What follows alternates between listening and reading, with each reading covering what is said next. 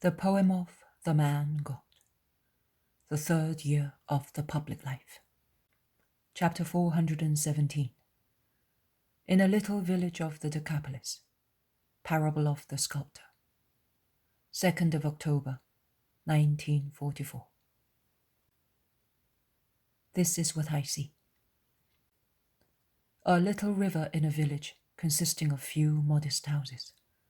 It must be the one from which Jesus came when in a boat he crossed the Jordan in flood, because I see the boatman and his relatives come to meet Jesus, who had sent these Garrett and Thomas ahead to prepare the way for him.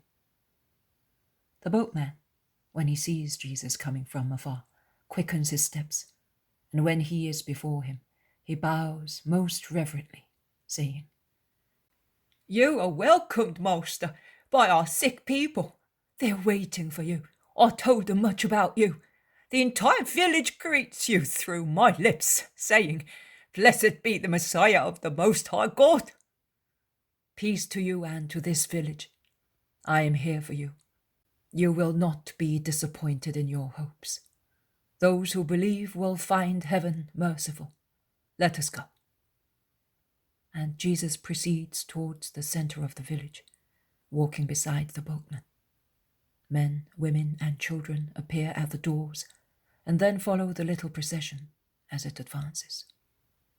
At every step, the people grow in numbers as many more join those already there. Some greet, some bless, some invoke.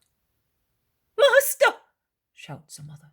"My son is ill. Come, blessed one." And Jesus deviates towards a poor house. He lays one hand on the shoulder of the mother in tears and asks, "Where is your son?" "Here, Master, come." The mother, Jesus, the boatman, Peter, John, Thaddeus, and some local people go in. The others crowd at the door and look in, craning their necks to see. In a corner of the poor, dark kitchen there is a little bed near the glimmering fireplace. On the bed there is the little corpse of a child about 7 years old. I say a little corpse because he is so emaciated, yellowish, motionless. One is aware only of the heavy panting of the little chest, affected, I would say, by tuberculosis.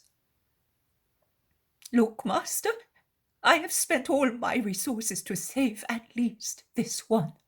I am a widow. The other 2 sons died at the same age as this one is at present. I took him as far as Caesarea on the sea to have him visited by a Roman doctor, but all he could say to me was, 'Resign yourself. Caries is corroding him. Look.' And the mother uncovers the poor little thing, pushing the blankets back. Where there are no bandages, there are little bones protruding from a parched, yellowish skin. But only a tiny part of the body is uncovered. The rest is covered with bandages and linens, and when the mother removes them, they show the characteristic dripping holes of osseous caries. A pitiful sight. The sick boy is so prostrate that he makes no gesture. He does not even seem to be involved. He just opens his hollow, dull eyes. He casts an indifferent, I would say annoyed, glance at the people and then closes them again. Jesus caresses him. He lays his long hand on the little abandoned head, and the child opens his eyes again, looking with more interest at the unknown man, who is touching him with so much tenderness and is smiling with so much sympathy. "Do you want to be cured?" Jesus says to him in a low voice, bending over his wan face. He had previously covered the little boy, saying to the mother, who wanted to put some more bandages, "It is not necessary, woman. Leave him thus." The little patient nods without speaking. "Why?" "For my mother," he says in a very faint voice. His mother weeps, more grievously. Will you always be good if you are cured? A good son, a good citizen, a good believer? He asks the questions, separating them clearly, to give the child time to answer each one. Will you always remember what you are now promising? The feeble, yet so deep in desire, yes, is uttered repeatedly, like a succession of sighs from his soul. Give me your hand, my little one. The little patient wants to give his healthy one the left one. But Jesus says, give me the other one. I will not hurt you. Lord, says the mother, it's one big sore. Let me bandage it for you. It does not matter, woman. I am disgusted only at the impurities of hearts. Give me your hand and say with me, I want to be always good as a son, as a man, as a believer in the true God. The boy repeats, stressing his voice. Oh, his whole soul is in his voice, and his hope as well, and certainly also his mother's. A solemn silence has fallen in the room and in the street. Jesus, who is holding the boy's right hand with his left one, lifts his right one with a gesture as when he announces a truth, or when he imposes his will on diseases and elements. And standing solemnly upright, he says in a powerful voice, and I want you to be cured. Rise, child, and praise the Lord. And he releases the little hand, which is now completely healed, thin, but without the least excoriation. And he says to the mother, uncover your child. The woman, who looks as if she were between a death sentence and one of mercy, removes the blankets hesitantly. And she utters a cry and throws herself on the very lean but wholesome body, kissing and embracing it, mad with joy. So much so that she does not see Jesus going away from the bed towards the door. But the boy sees and says, bless me, Lord, and allow me to bless you. Mother, are you not thanking? Oh, forgive me. The woman, with the child in her arms, throws herself at Jesus' feet. I understand, woman. Go in peace and be happy. Goodbye, boy. Be good. Goodbye, everybody. And he goes out. Many women lift up their children so that Jesus' blessing may preserve them from evil in future. Little ones creep through adults to be caressed. And Jesus blesses, caresses, listens. He stops to cure also 3 people with diseased eyes, and a man trembling as if he were affected by St. Vitus's dance. He is now in the center of the village. There is a relative of mine here, deaf and dumb from birth. He is quick-witted, but he cannot do anything. Cure him, Jesus, says the boatman. Take me to him. They enter a small kitchen garden at the end of which there is a young man, about 30 years old, who is drawing water from a well and pouring it on vegetables. As he is deaf, and with his back turned, he does not notice what is happening, and he calmly goes on with his work, notwithstanding that the shouts of the crowd are so loud as to frighten the doves on the roofs. The boatman goes towards him, takes him by the arm and leads him to Jesus. Jesus stands in front of the unhappy fellow, very close to him, body against body, so that with his tongue he touches the tongue of the dumb man, who is standing with his mouth open. And with his middle fingers in the ears of the deaf-mute. He prays for a moment, with his eyes raised to the sky. He then says, "Be opened!" And removing his fingers, he steps aside. "Who are you to have loosened my tongue and ears?" shouts the man cured miraculously. Jesus makes a gesture and tries to proceed, going out from the rear of the house. But both the cured man and the boatman hold him back, one saying, "He is Jesus of Nazareth, the Messiah," and the other exclaiming, "Oh, stay, that I may worship you." "Worship the Most High God, and be always faithful to him. Go, do not waste time in useless words, and do not turn the miracle into a human pastime. Make use of your tongue to do good, and listen to the voices of the Creator Spirit, who loves and blesses you with your heart rather than with ears." Of course, it is quite useless to tell a man who is so happy not to talk of his happiness. The cured man makes up for so many years of mutism and deafness by speaking to all the people present. The boatman insists on Jesus entering his house to rest and take some refreshments. He feels that he is the maker of all the respect surrounding Jesus and is proud of it. He wants his right to be acknowledged. "But I am the notable elder of the village," says an old, imposing man. "But if I had not been there with my boats, you would not have seen Jesus," replies the boatman. And Peter, who is always frank and impulsive, say, "Actually, if I had not told you a little thing, the boats..." Jesus interferes providentially, making everybody happy. "Let us go near the river, while waiting for our food there, and let it be frugal and sparing, because food is to serve the body and not be the aim of the body. I will evangelize. Anyone wishing to hear me or ask me questions may come with me."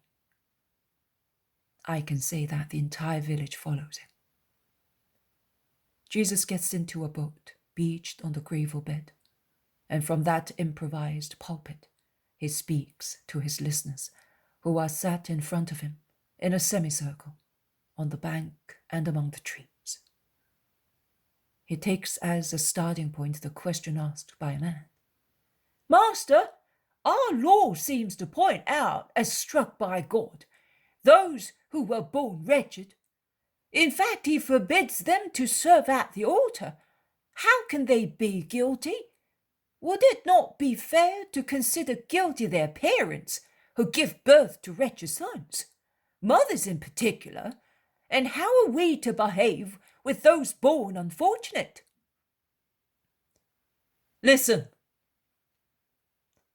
A great perfect sculptor one day carved a statue, and he made such a perfect job that he was pleased. And he said, 'I want the earth to be full of such marvels.' But by himself he could not cope with such a task. He therefore called other people to help him and said to them, 'On this model, make for me 1,000, 10,000 statues, equally perfect. I will then give them the final touch, instilling expression into their features.' But his assistants were not capable of so much, because besides being much inferior to their master in skill, they had become somewhat intoxicated, eating of a fruit, the juice of which brings about delirium and dullness. The sculptor then gave them some molds and said, 'Mold the material in them. It will be a perfect work, and I will complete it, enlivening it with a final touch.' And the assistants set to work. But the sculptor had a great enemy, a personal enemy, and the enemy of his assistance, and he tried with every means to make the sculptor cut a poor figure and rouse disagreement between him and his assistants. Thus he attacked their work with his cunning, altering the material to be poured into the molds, or reducing the fire, or praising the assistants exaggeratedly. It thus happened that the ruler of the world, in an effort to prevent as far as possible the work from going out in imperfect copies, imposed heavy sanctions on those models issued in an imperfect state. And one of the sanctions was that such models could not be displayed in the house of God, where everything must be, or ought to be, perfect. I say ought to be, because it is not so. Even if appearances are good, facts are not so. Those present in the house of God seem faultless, but the eye of God discovers the gravest faults in them, the faults which are in their hearts. Oh, the hearts! It is with the heart that one serves God. Indeed, it is with the heart. It is not necessary, neither is it enough, to have clear eyes and perfect hearing, harmonic voice, beautiful limbs, to sing the praises pleasing to God. It is not essential or sufficient to have beautiful, clean, and scented garments.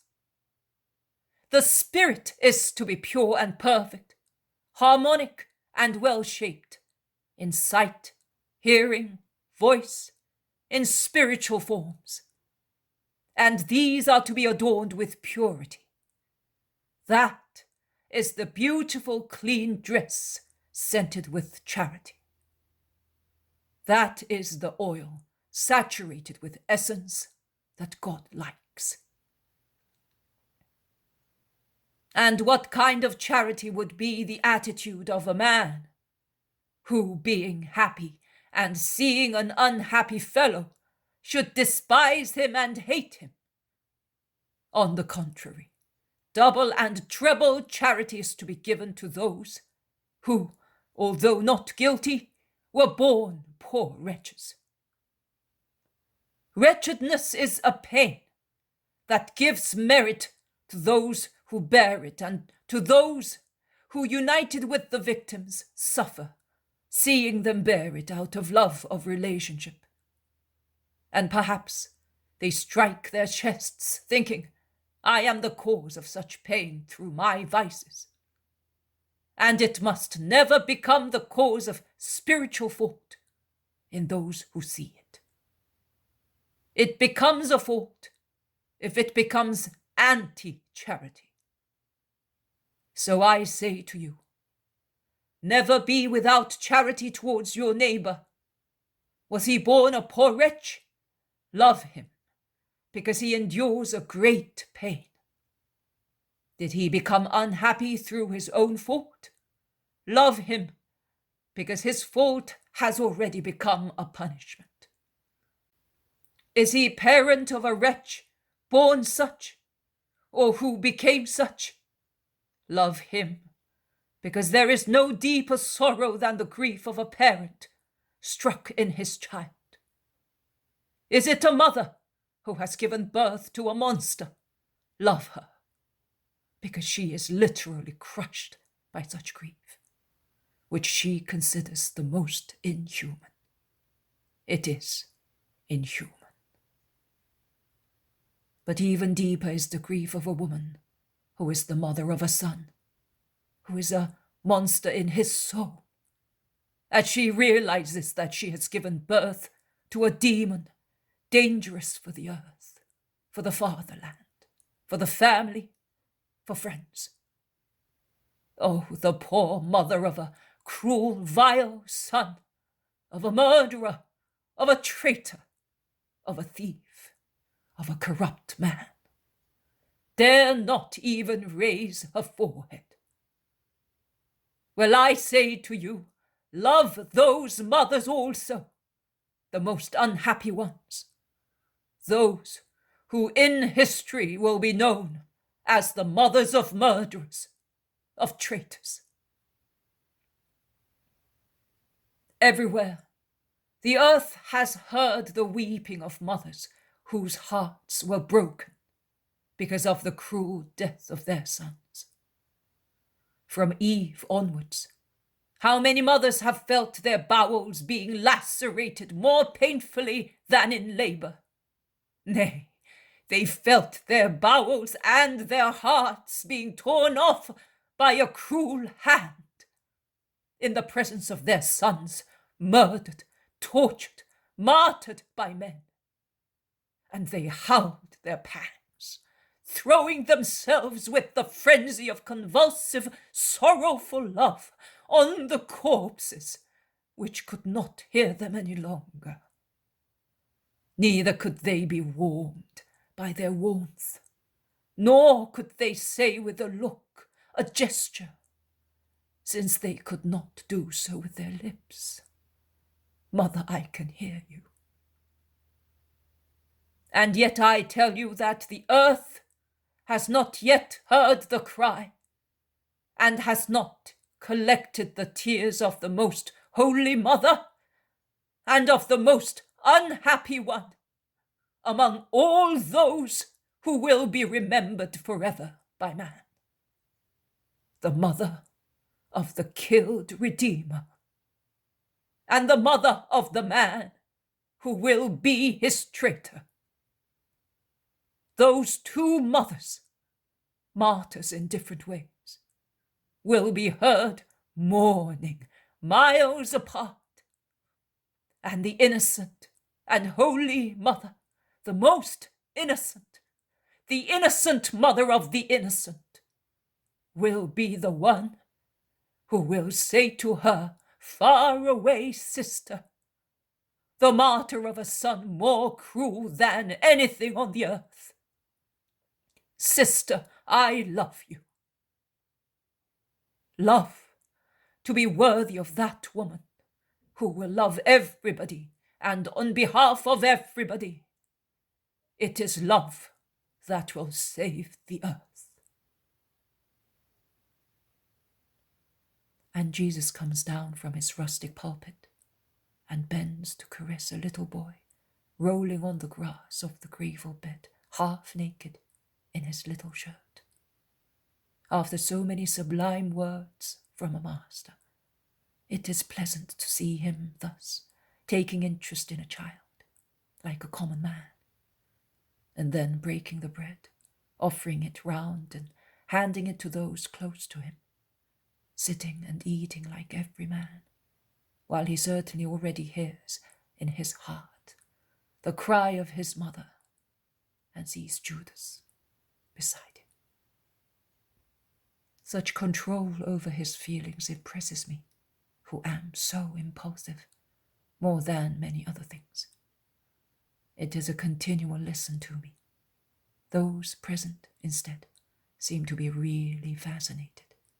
They are pensive and silent while eating, and they look with veneration at the kind master of love.